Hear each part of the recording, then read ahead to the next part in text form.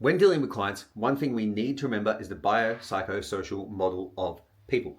And what this basically states is that the human organism doesn't actually just put the stresses from different areas of life into different buckets. Everything goes in the same bucket. And this is going to influence our training, it's going to influence our programming, it's going to influence our nutrition and our clients' overall goals. If you have a client who's under a ton of stress, what's going to happen is that constant secretion of cortisol, the stress hormones, the adrenaline, and that incredible mental fatigue that brings is going to bring down their ability to train in the gym.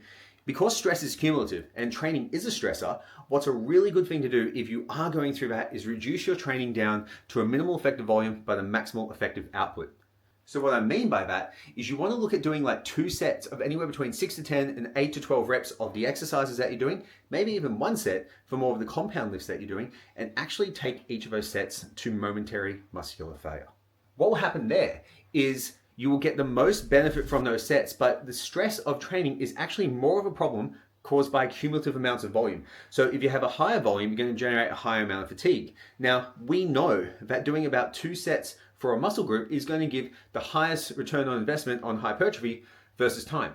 Yes, you will get more hypertrophy from doing more sets. However, you will create more fatigue. And having more fatigue there leads to greater recovery demands, which leaves less recovery demands to you to deal with the stress in your life.